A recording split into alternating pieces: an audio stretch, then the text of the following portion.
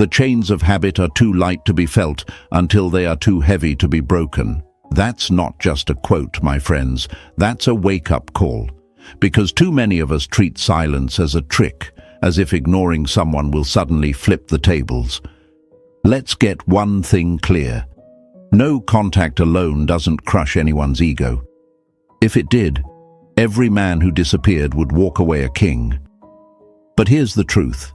Silence without transformation is just dead air. It's not power, it's pause. And folks, pauses don't shake egos. Evolution does. Before we go any deeper, smash that like button, subscribe, and turn on notifications. Stay with me till the end, because what I'm about to show you will change the way you see silence forever. Hey folks, imagine this. You walk into a room where the lights are off. At first, people notice you're gone. They even ask, "Where'd he go?" But after a while, they get used to the dark. They move on. That's no contact when it's empty. Now imagine instead you leave the room, and when you return, you're carrying fire. You didn't just vanish, you transformed. And suddenly, the same people who forgot you existed are blinded by the glow of what you've become. That's the difference. One is absence. The other is a presence they can't ignore.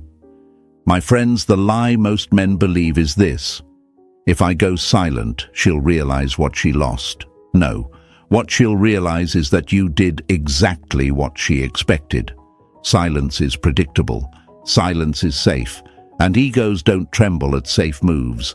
They tremble when you refuse to play the game at all, when you don't come back bitter or desperate or begging to be noticed, but better, stronger, unreachable. Think about it. A lion doesn't roar to prove he's king. His presence alone rewrites the atmosphere. Your silence has to carry that kind of weight. Not just, "I'm gone, but I've outgrown." And if you don't put in the work, if you don't burn the illusions you had about them, if you don't rebuild yourself in the void, you're not practicing no contact. You're just waiting in a corner, hoping someone will peek back and notice. That's not strength. That's dependency wearing a mask. Here's the funny part. They don't fear you ignoring them. They fear you not needing them. Because silence without growth says, "I'm still watching." But silence with growth says, "I don't care if you're watching." And that's what makes egos fracture. When they realize your energy, your attention, your validation, all those little signals they fed on, are gone for good. Marcus Aurelius once wrote, "You have power over your mind, not outside events." Realize this, and you will find strength. That's the backbone of true no contact. Not vanishing to punish someone, but stepping back to master yourself, to strip away every lie you once believed about who they were and who you had to be. Because at the end of the day, folks, silence is not about making them miss you. It's about making yourself impossible to replace. So if you're watching this, stay with me. Don't settle for dead air. Don't confuse absence with strength. This is about evolution, about turning quiet into consequence, about becoming the storm they never saw coming. Type it in the comments right now. I rise in silence. Press that like button, subscribe to this channel, and let's walk this path together. Because, my friends, silence is just the beginning. Transformation, that's where the real power lives. Number 1, the first move they never expect. You don't drown by falling in the water. You drown by staying there. That line hits because most people think silence alone is the lifeboat. They assume that just by pulling away, they'll suddenly rise. But here's the hard truth, my friends. No contact isn't power until you've done the work behind it. Most of you are still stuck in the same place emotionally. And when you go quiet, all you really do is sit in the water, waiting, hoping, gasping for a glance back from the ones who left you behind. That's not strength. That's survival. And survival is not what crushes their ego. Imagine this. You turn off all the lights in your house one night. At first, it feels different, maybe even dramatic. People outside might notice the darkness. But what happens tomorrow? The neighborhood keeps glowing, the street stays alive, and the world moves on. Your little blackout, it didn't shift the sky. That's how your silence looks to them when it carries no transformation. It's a flicker, a moment, something they saw coming. But now, imagine instead of just turning off the lights, you walk outside carrying a torch so bright it lights up the whole street. Now it's not about what you shut down, it's about what you became in the dark. And that, folks, is the first move they never expect. The fear that creeps in your head sounds like this. What if they don't notice? What if my silence doesn't affect them? What if they move on faster than I do? And I'll tell you, yes, those fears are valid if you do silence the way most men and women do, as a waiting room, sitting, scrolling, replaying the past in your head, hoping one day they'll realize your worth. But what if I told you that the silence isn't meant for them at all? It's meant for you. Because here's the lie. No contact isn't about making them miss you. It's about forcing yourself to stop needing them. Let's get brutally honest here. Why is this the hardest step? Because deep down, you're still addicted to the illusion you built about them. You're not grieving the person. They already revealed who they are. You're grieving who you thought they were. You're holding on to the fantasy of their potential, the way they smiled when things were perfect, the highlight reel of moments you replay every night. That illusion is what makes you check your phone, decode their silence, stalk their updates, wonder if they're thinking about you. And as long as you protect that illusion, your silence is powerless. Epictetus said, "It's not what happens to you, but how you react to it that matters." You think no contact is about what happens to them, but it's not. It's about your reaction to yourself. When you cut off their access but still let them run laps inside your mind, you're not free, you're just invisible. And invisibility doesn't shatter egos. Indifference does. Indifference that comes from one thing only: evolution. Let me paint you a picture, my friends. Think of a glass filled with muddy water. That's you right now, clouded, heavy, spinning with emotions, memories, and stories you can't stop telling yourself. You think pouring that glass out on the floor, vanishing from their life, makes it clean. But all you did was spill. The real work is letting the water settle, filtering it, purifying it, until what's left is clear. That's the man or woman they never expect. That's the first move, purification of your mind, not disappearance from theirs. So ask yourself, who do you become in the silence? Do you just wait? Do you just scroll? Do you just sit in the emptiness like a prisoner counting days on the wall? Or do you use that emptiness as a forge, as a training ground, as a monastery where you rebuild without applause? Because here's the hard fact. Their ego doesn't crack when you vanish. It cracks when they realize your silence wasn't a pause, it was a transformation. That you didn't disappear, you evolved. That you're no longer accessible, not because you blocked them, but because you outgrew them. This is why it's so difficult, folks, because the human mind is addicted to validation. You want them to notice, to text, to feel the loss. You want proof that you mattered, but the very act of wanting that proof keeps you tied to their ego. And their ego thrives on your reaction, whether it's love, anger, or waiting. Even hate is fuel to them. But when you go truly dark, not just quiet, but unreachable, something shifts. You stop leaking energy. You stop writing paragraphs in your head. You stop proving. You start becoming. Marcus Aurelius said, "Waste no more time arguing about what a good man should be. Be one, that's it. You don't tell them you've changed. You don't hint at your progress. You don't stage your growth like a performance. You just live it, quietly, consistently, until one day the weight of your absence crushes them, not because you vanished, but because you no longer orbit their world. You became your own gravity, My friends, this is where fear meets fire. The fear is real. What if they never regret? What if they never look back? And the fire is this: you don't need them to, because regret isn't the prize. Freedom is, power is, self-command is. When you stop living for their recognition, you finally step into your own. That's when your silence becomes a storm. That's when they look in the mirror and realize the person they thought would always wait is gone forever. So let me ask you, are you ready to stop being predictable? Are you ready to burn the illusion, to face the void without needing their applause, to rise without needing to be seen? Because that's the first move. Not blocking, not vanishing, not waiting, transforming, rebuilding, evolving. And when you do that, their ego shatters without you saying a single word. Write this in the comments right now. I don't wait, I evolve. Show them, show yourself, and show the world around you that your silence is not a cry for attention, it's a declaration of rebirth. Stay with me, because what's coming next will take this even deeper. Number 2, become unreachable.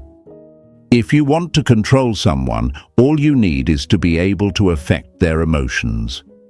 That line should make you pause, my friends, because it's the entire trap most people fall into after they try no contact. They go quiet, yes, but they're still emotionally reachable. They've left the front door, but all the windows are wide open, and the ones they walked away from. They know it. They know exactly how to tap your emotions, how to stir your thoughts, how to remind you they still exist. And as long as they can reach you, even in silence, they still hold power. Picture this. You put a lock on your door and you feel safe. But you've forgotten every other entry point: windows, side doors, the back gate.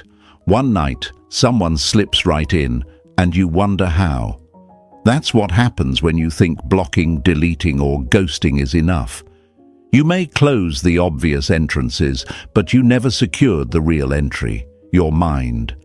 They don't need your number if they already own your thoughts. They don't need to see you in person if they know you're still checking their shadow online. Unreachability isn't about removing them from your phone, it's about removing their influence from your life. This is where the fear grips tight. You ask yourself, what if they think I don't care at all? What if they move on faster? What if cutting off every signal means I really lose them forever? That's the lie, folks. That's the ego trying to negotiate with your discipline. Because here's the hard truth. Every time you react, even in silence, you're feeding their ego. Checking their stories, that's validation. Wondering if they miss you, that's validation. Posting little updates, hoping they'll notice, that's validation.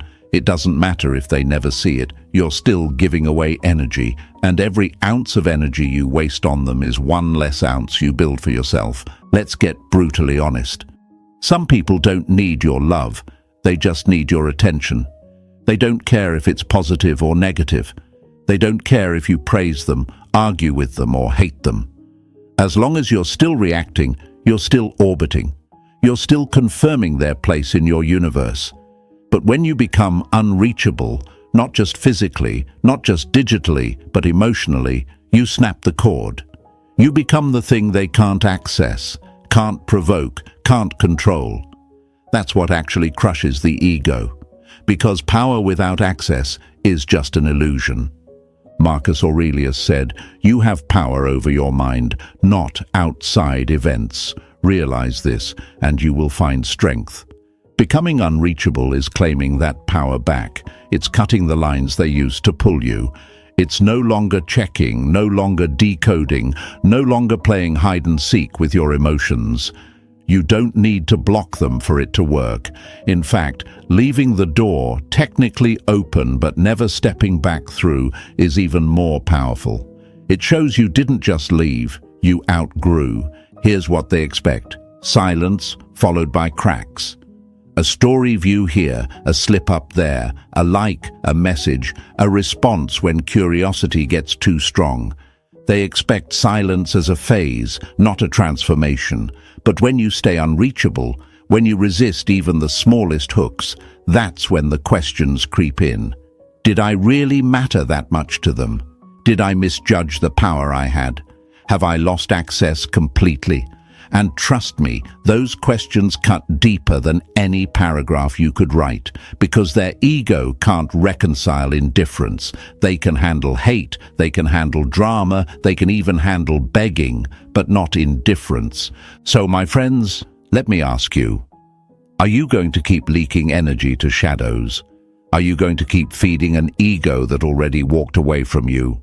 Or are you going to cut the supply entirely and become the man or woman who can't be provoked, baited, or manipulated anymore? Because that's what it means to be unreachable. It's not about locking your phone, it's about locking your spirit. This is where your silence turns into mystery. And mystery, as every wise man knows, is power. The less they know, the more they wonder. The less they see, the more they question. And the more they question, the heavier the silence weighs. You don't need to post. You don't need to hint. You don't need to prove a single thing. Your calm detachment is the storm they never saw coming. Write this in the comments right now. I am unreachable. Show them. Show yourself. Show the world that your silence isn't a tactic. It's a transformation. Stay with me, because what comes next will take this even deeper into the void where true power is forged. Number 3. Master the void. If you are distressed by anything external, the pain is not due to the thing itself, but to your estimate of it, and this you have the power to revoke at any moment.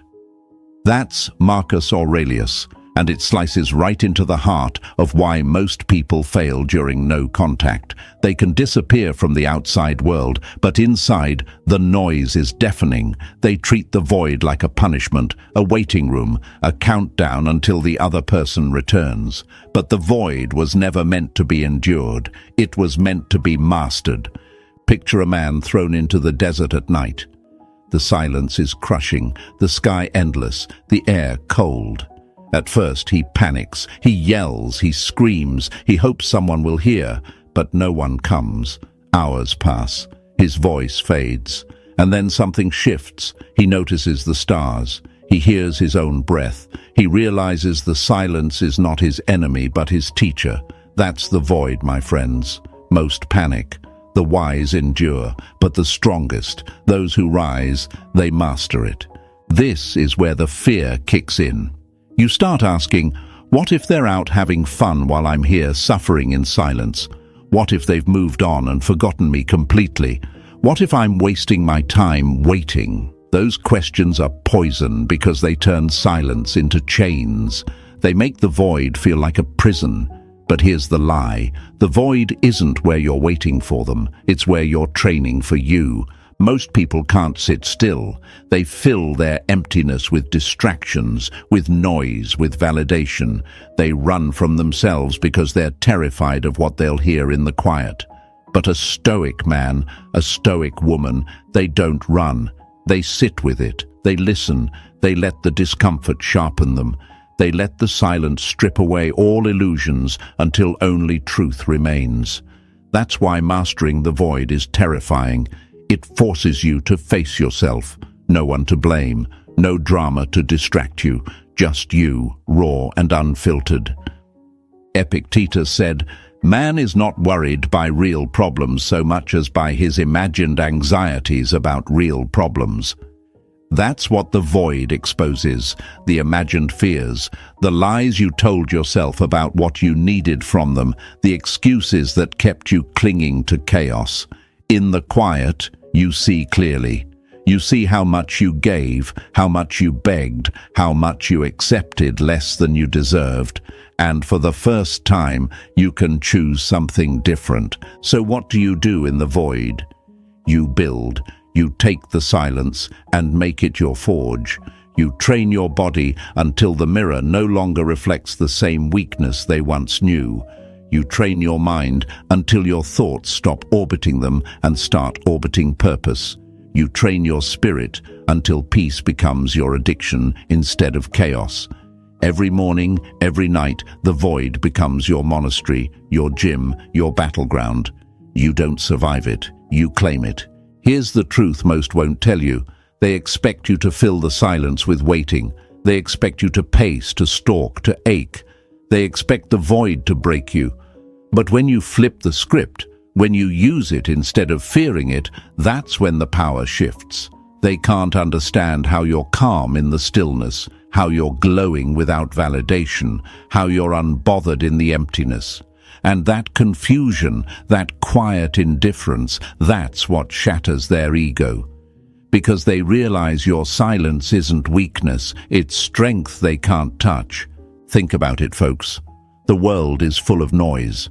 People screaming to be seen, desperate to be noticed, terrified of being forgotten. But the man who thrives in nothingness, who doesn't need the crowd, who doesn't need the applause, he becomes unstoppable.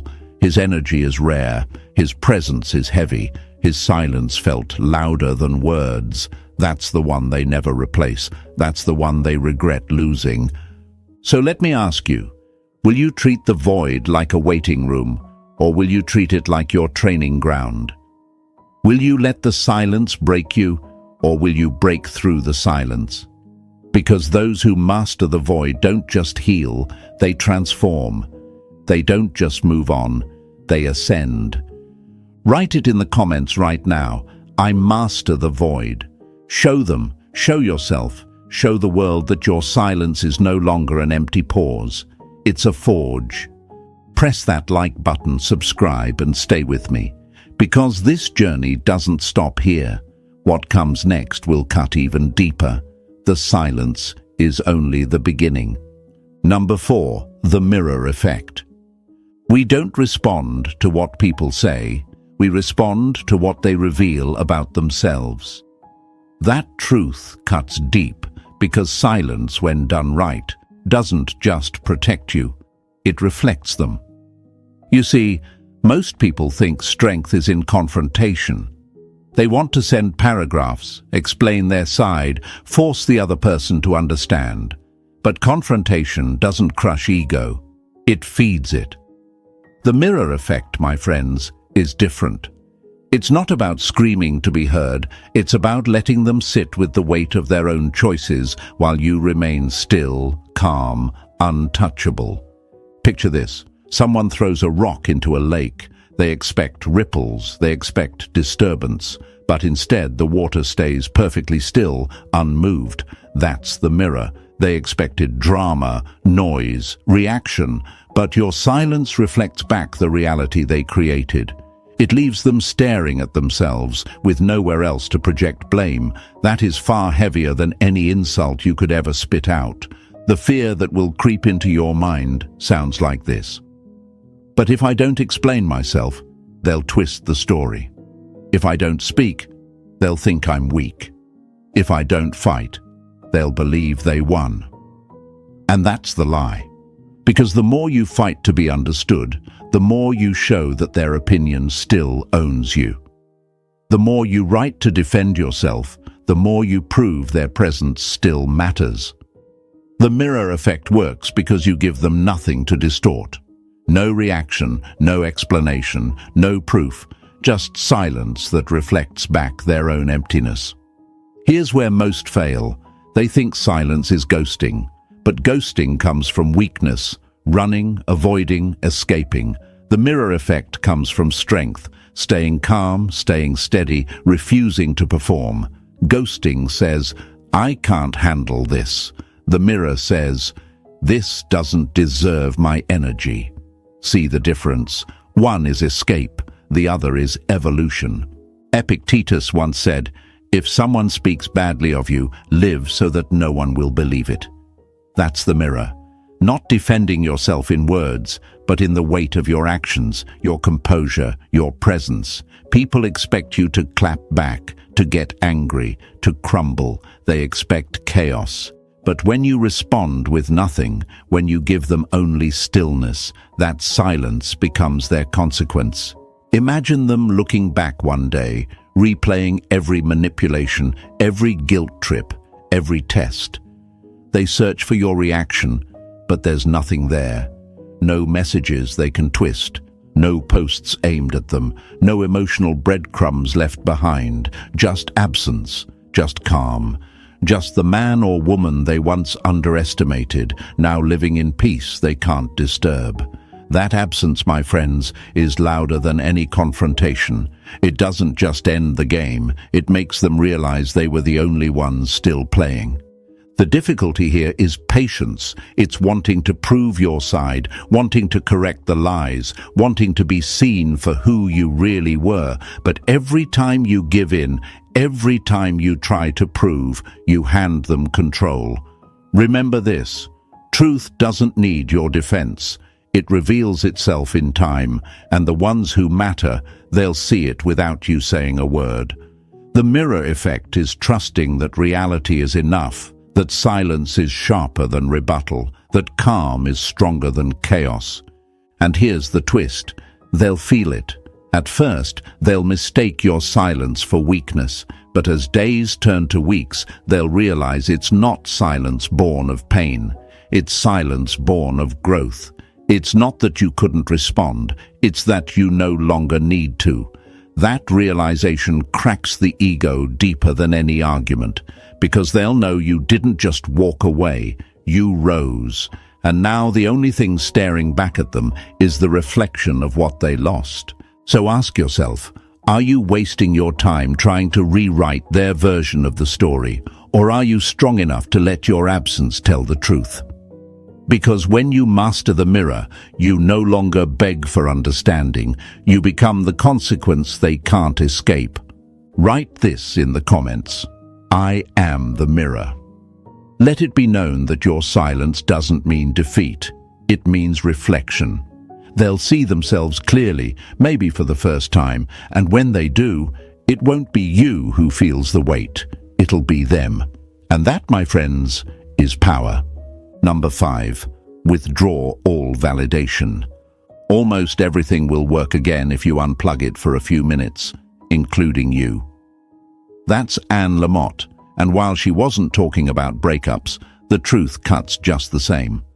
The female ego, or the ego of anyone who believes they can come and go from your life without consequence, doesn't starve on its own. It feeds on signals. Every glance, every like, every delayed unfollow, every text you answer too quickly, that's food, that's fuel, that's proof that you're still orbiting. And if you truly want to dismantle the illusion of control, you have to unplug the supply. You have to withdraw every ounce of validation. Picture this. Imagine a performer standing on stage under a blinding spotlight. They strut, they smile, they talk louder, waiting for the applause. But then the lights cut out. The audience leaves.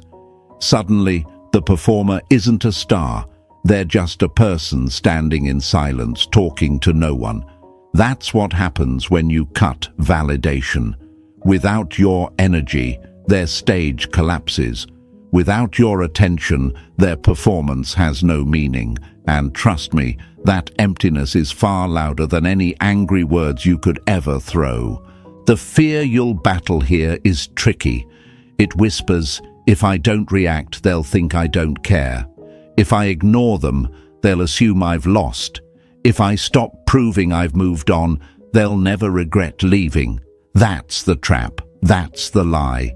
Because the moment you start performing for them, even subtly, you've already handed them your power. You've made them the audience you're dancing for. And my friends, silence is not supposed to be a performance. It's supposed to be a practice. This is why most people fail. They cut contact, but they still drop hints. They post cryptic quotes, secretly hoping it stings. They pose for pictures, aiming to show, I'm better without you. They stage success like it's a play. But that's not detachment, it's still validation. You're still acknowledging their presence, still performing with them in mind. And here's the brutal truth. When you perform for them, even in silence, they win. A Stoic knows that attention is currency, and once you spend it, it's gone. Every scroll on their profile is an emotional transaction. Everything is a deposit. Every reaction is a withdrawal from your own account. But when you unplug, when you stop giving away attention like it's free, you keep the currency for yourself. You invest it in your peace, your growth, your routines. And that, over time, builds a wealth they can never touch. Think of it like a fire. At first it burns bright because it's fed wood, oxygen, fuel, but cut off the supply and the flame dies, slowly, quietly, inevitably. That's what happens when you withdraw validation. You don't need to shout, "I don't care." You don't need to announce, "I've moved on." You simply cut off the air. You starve the fire, and in time, it dies on its own. Marcus Aurelius said, "The best revenge is not to be like your enemy. They want reaction. They want proof they still matter. They want you to behave like every other person who fell into their trap. But you choose indifference. You choose calm. You choose to rise in silence. Not because you're hiding, but because you refuse to waste energy performing for someone who mistook your love for weakness. And here's the twist. Indifference cuts deeper than hate ever will. Hate still screams their name. Anger still confirms their importance. But when you withdraw all validation, when you move without leaving breadcrumbs, when you build without hinting, you don't just starve their ego, you dismantle it. Because what the ego cannot survive is not being hated, it's being ignored. So, my friends, ask yourself, are you still feeding a fire that already burned you? Are you still handing out emotional currency to someone who squandered it? Or are you ready to unplug, to starve the illusion, to walk away so cleanly that your energy is felt only by you? Because that's the move. That's the power. Write this in the comments right now. I withdraw my validation. Let it be your declaration, not to them, but to yourself. Because when you stop feeding what doesn't serve you, you finally have enough left to build what does. And in that silence, in that withdrawal, you'll find a freedom louder than any closure they could ever offer. Number 6, transmute the pain into power. The wound is the place where the light enters you. Rumi said that centuries ago, and it still slices through the noise today. Pain isn't your enemy. Pain is raw material. Pain is clay. It's the fire in the forge, the storm that tests the foundation. But here's where most people stumble. They drown in it. They treat pain as a prison instead of fuel. They ask, "Why did this happen to me?" instead of "What now?" And as long as you stay stuck in why, you remain chained to the very thing that broke you. My friends, think about a blacksmith. He doesn't fear the fire. He doesn't curse it. He uses it. He knows the heat that could destroy him is the same heat that shapes steel. That's your pain right now. It feels unbearable, like it's burning you alive. But if you step into it with discipline, that same fire forges you into someone unrecognizable, someone untouchable. The fear in your mind whispers, "What if I never heal? What if this pain means I'll always be broken? What if this wound defines me forever?" But that's the illusion. Pain doesn't define you. What you do with it does.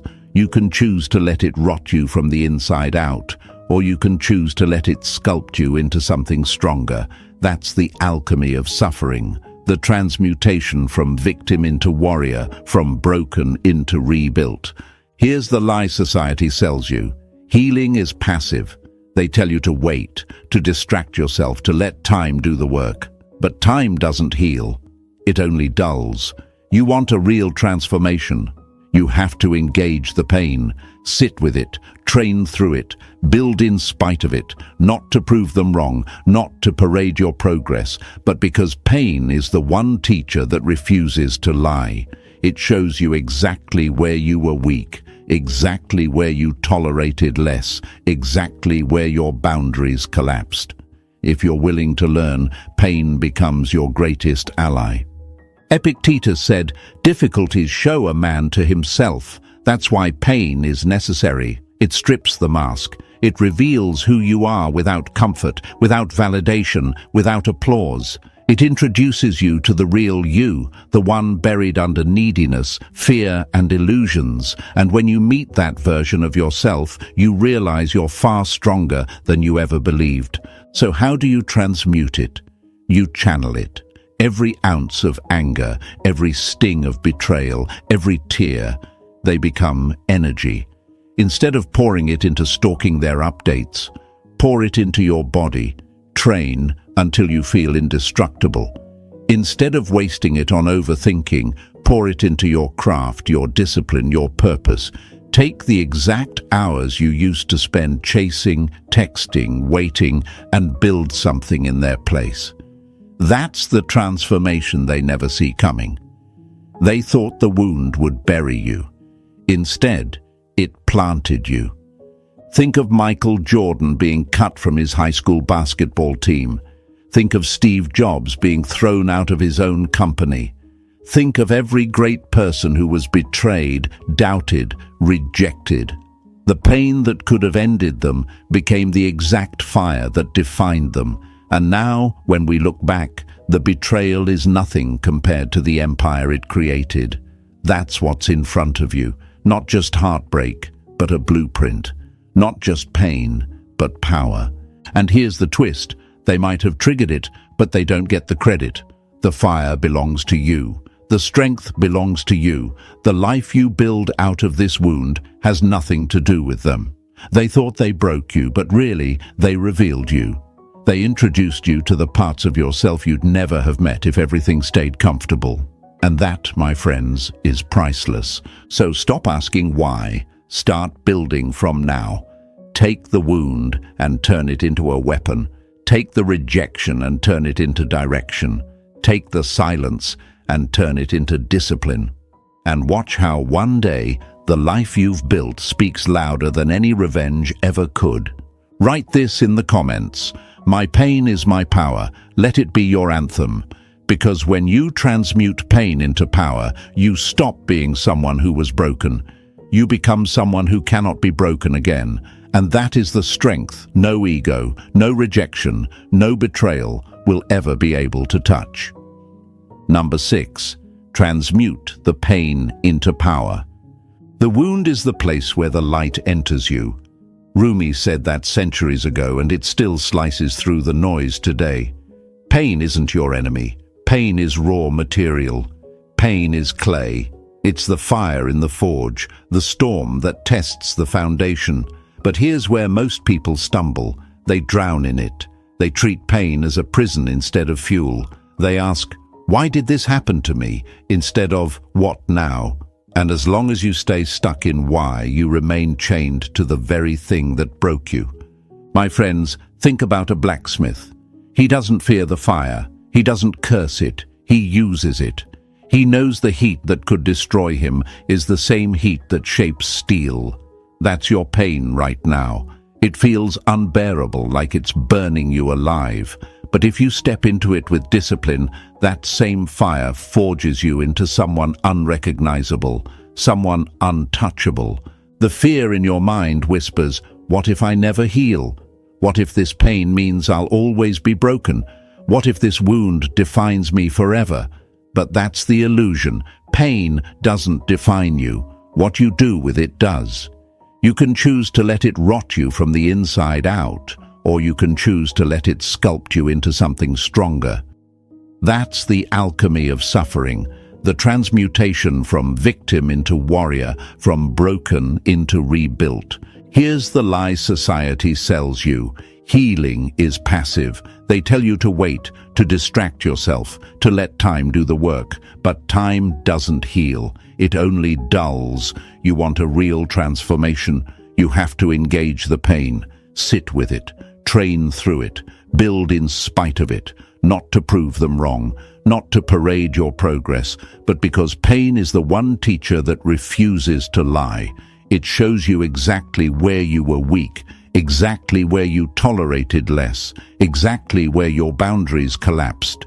If you're willing to learn, pain becomes your greatest ally. Epictetus said, difficulties show a man to himself. That's why pain is necessary. It strips the mask. It reveals who you are without comfort, without validation, without applause. It introduces you to the real you, the one buried under neediness, fear, and illusions. And when you meet that version of yourself, you realize you're far stronger than you ever believed. So how do you transmute it? You channel it. Every ounce of anger, every sting of betrayal, every tear, they become energy. Instead of pouring it into stalking their updates, pour it into your body. Train until you feel indestructible. Instead of wasting it on overthinking, pour it into your craft, your discipline, your purpose. Take the exact hours you used to spend chasing, texting, waiting, and build something in their place. That's the transformation they never see coming. They thought the wound would bury you. Instead, it planted you. Think of Michael Jordan being cut from his high school basketball team. Think of Steve Jobs being thrown out of his own company. Think of every great person who was betrayed, doubted, rejected. The pain that could have ended them became the exact fire that defined them. And now, when we look back, the betrayal is nothing compared to the empire it created. That's what's in front of you. Not just heartbreak, but a blueprint. Not just pain, but power. And here's the twist. They might have triggered it, but they don't get the credit. The fire belongs to you. The strength belongs to you. The life you build out of this wound has nothing to do with them. They thought they broke you, but really they revealed you. They introduced you to the parts of yourself you'd never have met if everything stayed comfortable. And that, my friends, is priceless. So stop asking why. Start building from now. Take the wound and turn it into a weapon. Take the rejection and turn it into direction.